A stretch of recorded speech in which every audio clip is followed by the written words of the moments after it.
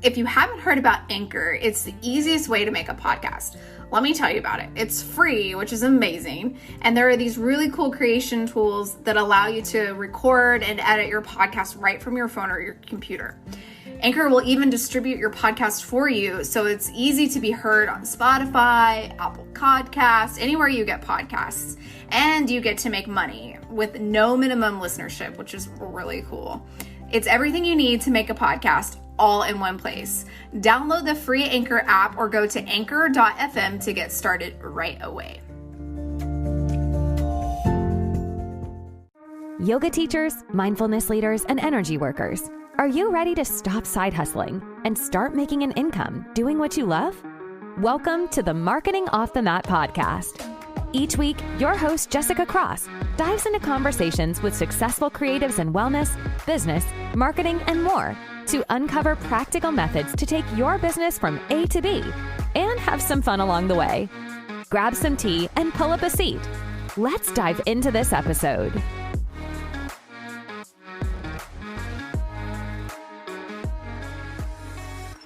Welcome to the 100th episode of Marketing Off the Mat. Oh my goodness, we made it to 100 episodes.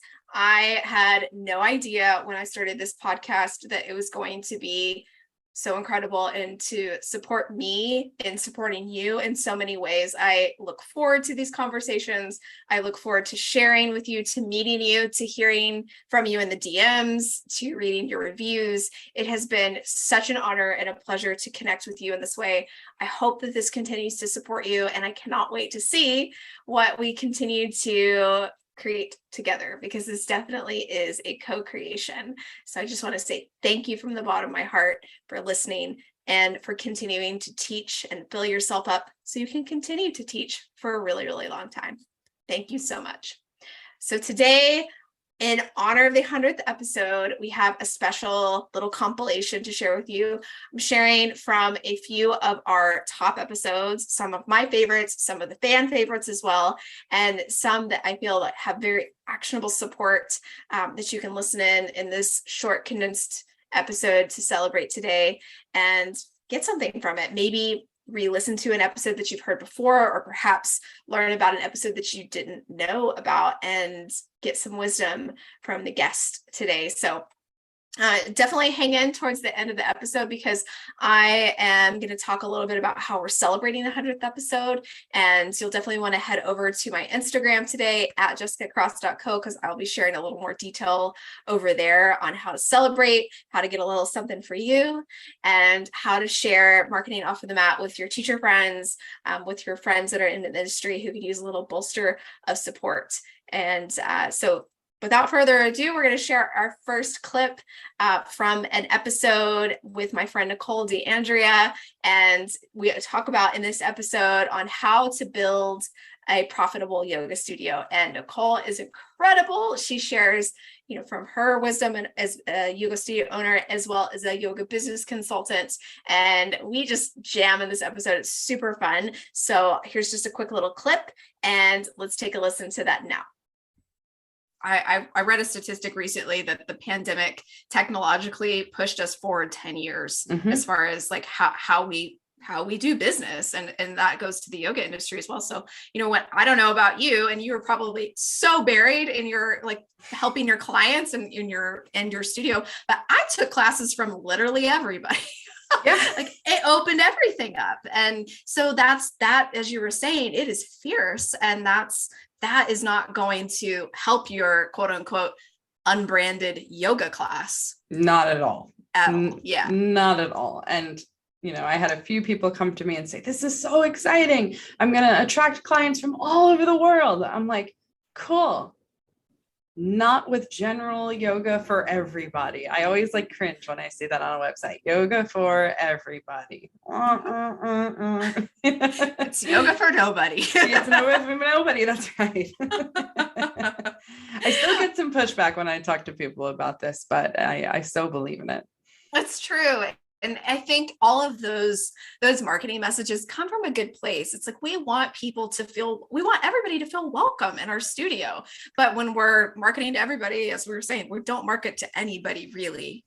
It's right. Yoga is for everybody, but your yoga studio is not for everybody. And that's the distinction.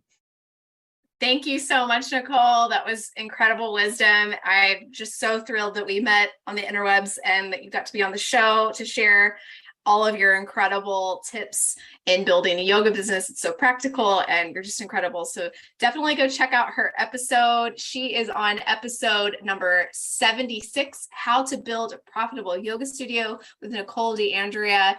And for our next clip, you are in for a little treat. So if you've been on the ride with me since early 2021, this podcast was named something different when I began.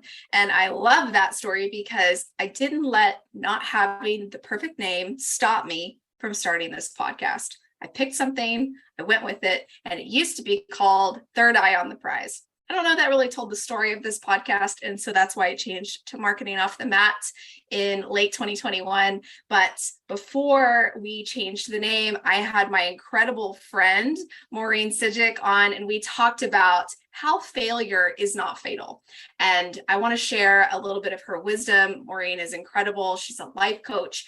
And I met her also crazily on the interwebs through an entrepreneurial course. And we stayed in touch ever since. And she always brings such a grounded approach to her teaching and how she supports her clients. And I know that as building businesses, we spend a lot of time failing. And we have to remember that it's not fatal. And Maureen helps us remember with some of this clip today from her episode. She's over on episode number 35, Failure is Not Fatal, with Maureen Sijic.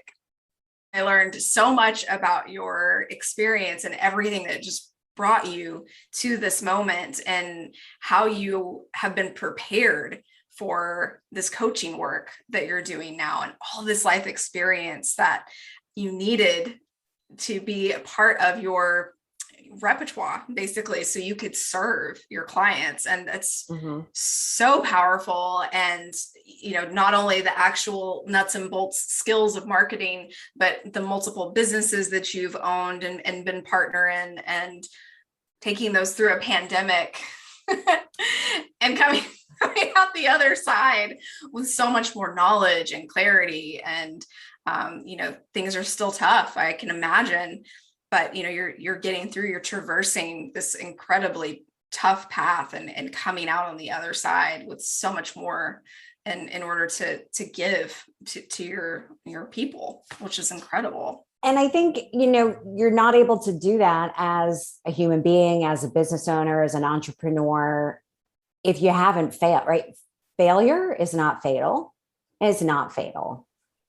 Is it painful? Hell yes. Is it going to really make you take a good, hard look at your values, needs, and wants? Absolutely. But it's not fatal. It's not fatal. And when you understand that, because I'm not a risk taker by nature, I'm not. I'm chronically early for everything. I don't want to be late, like all of those things, right? So the idea that I took the risk on the initial restaurant and it did end up in a place that, of course, we didn't want it to.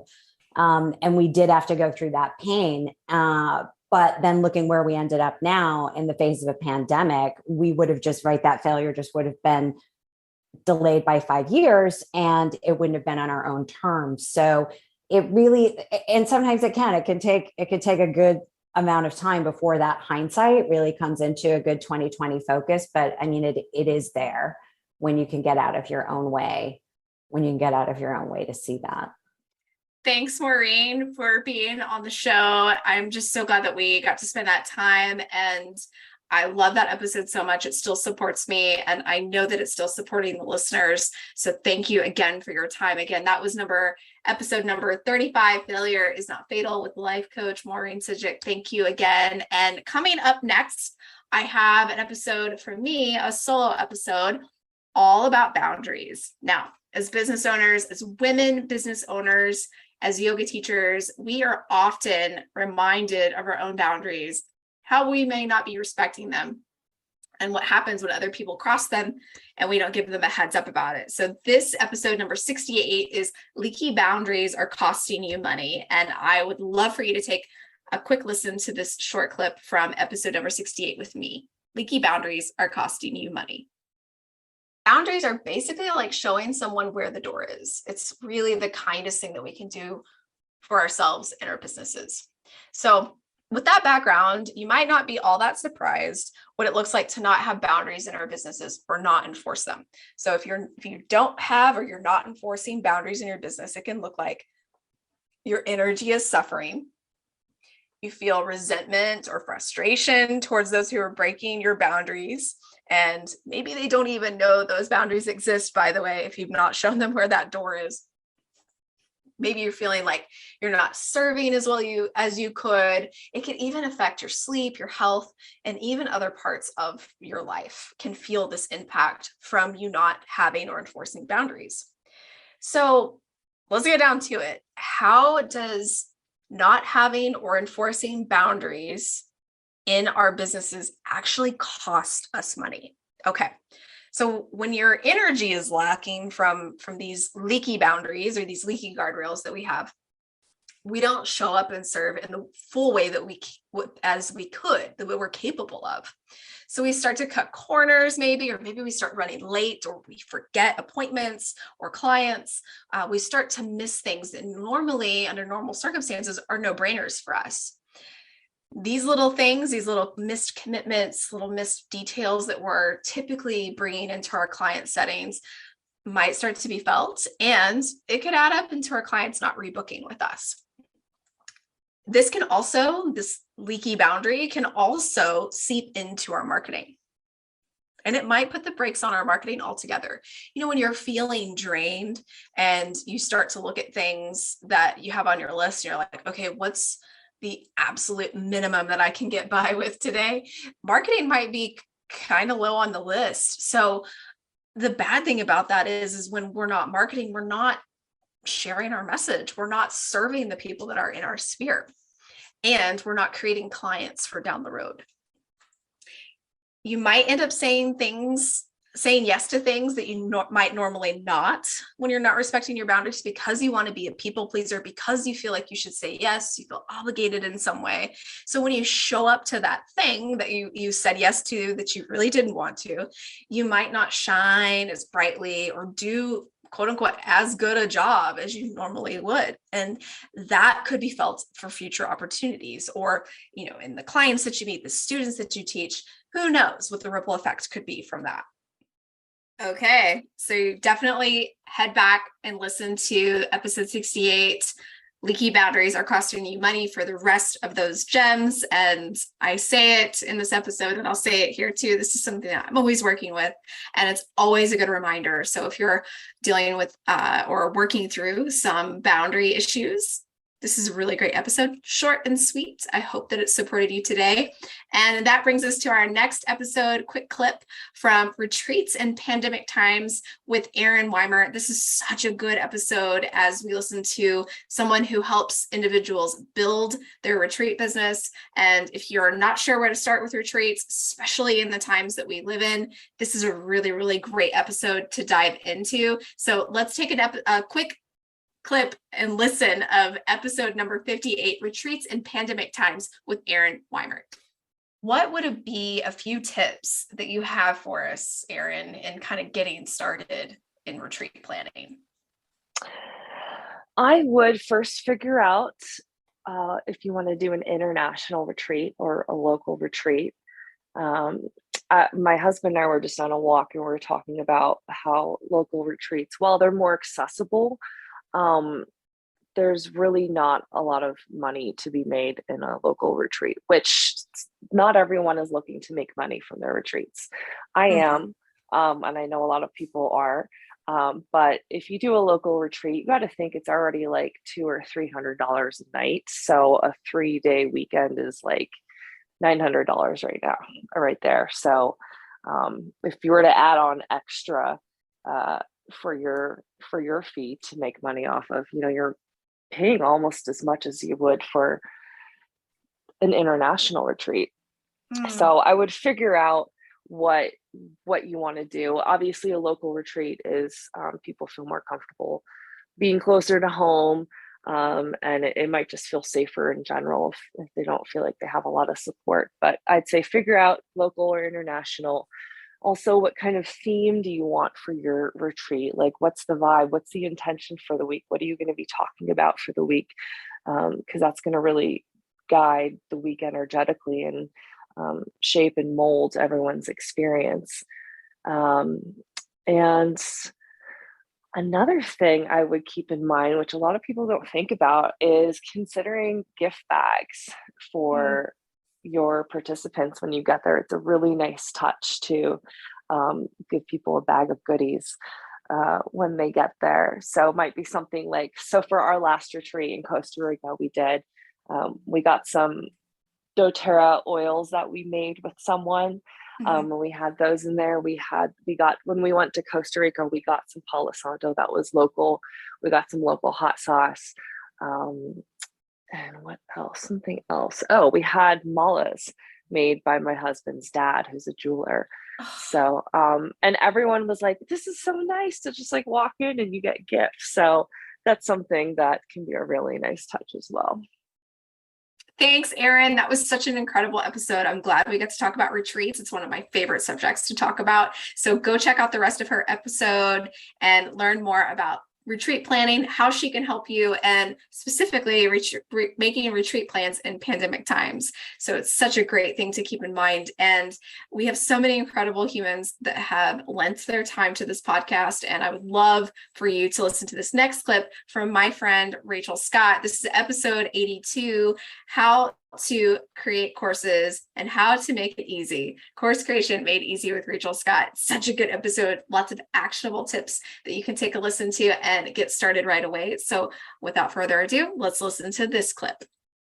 So many people around the world who live out in the rural areas or don't have access to studios. If we do this well, like they have access to really great training now that they can do online. And now that's much more kind of in our environment. So yay, but we want to do it well, right? And not just kind of half-ass it or, let it be messy. So there's a way to do it, as I kind of say, with integrity or do it skillfully, that just can make a big difference in how people are able to take in that information.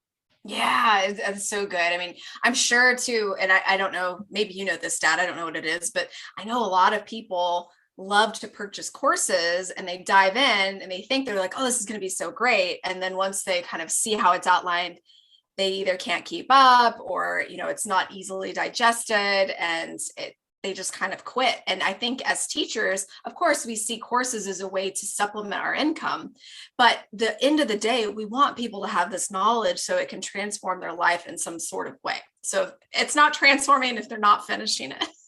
You are so right. This is so huge. Like the big, massive open online courses, like Cornell or whatever they run, you have hundreds of thousands of people signing up for them. I think the stat, at least when I was in school, was like 5% finish. Ooh.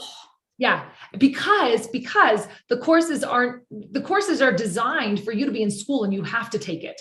But if it's voluntary, and this is the thing that we don't always think about with our students, is that when they're an online student, they have like babies clinging to them, like trying to make breakfast, trying to run a job. It's late at night when they're studying. So the way that we approach that delivery of content, and I love what you said, Jessica, about digestible. That is so important because students, we need to maintain their motivation. And there are skillful ways that we can do that. And creating a course that you throw out there that just runs on its own and you never show up in it, that is not the way. So we have this myth about online courses being, we're like, oh, I'll just create this and then I'll just get some money. And I mean, I started out that way. I was like, this is great. I'll just put my brain in a vat, throw it out there, and then people will just take it. It'll be great. And I won't have to do anything. And that's actually, I've discovered actually more after school that is completely not the way that I want to run my courses. And it's not the way that students respond to courses. So myth number one, everybody out there, if you're creating an online course, you're going to have to show up for it. It's like, my master's was actually all online, but my faculty were just as busy as they would have been for a regular course because there's discussion boards, there's assignments, they're showing up, they're participating, they're present. And so an online course is another tool and yes, you don't have to recreate the wheel. You can save a vast amount of time and effort by doing something pre-recorded, but we still need you there. We still need our faculty to show up and be present with us.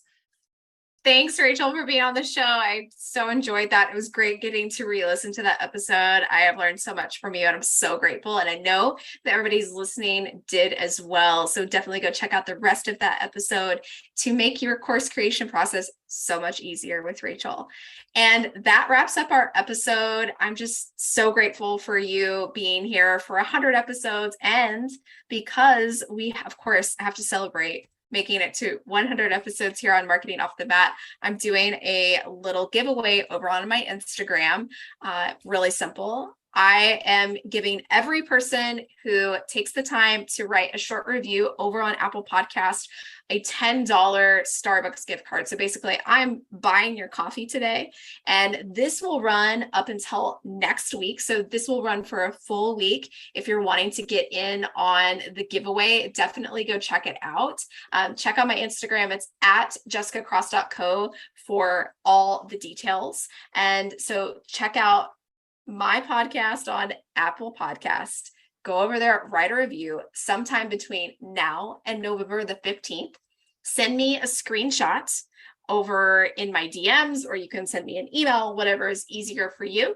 And I will email you back a Starbucks gift card. It's that simple. So there's nothing to sign up for. There is nothing to put your money into or spend on in order to participate in this. And this is open to any location that has a Starbucks. So if you're listening outside of the US and you're hearing this and it's before November the 15th in 2022, you're more than welcome to participate. Otherwise, if this is finding you after the fact, and if you're just here for the episode 100 vibes, I'm so glad that you are. Thanks again for supporting the show, supporting yourself, and supporting students and those humans out in the world that need more yoga and more healing vibes.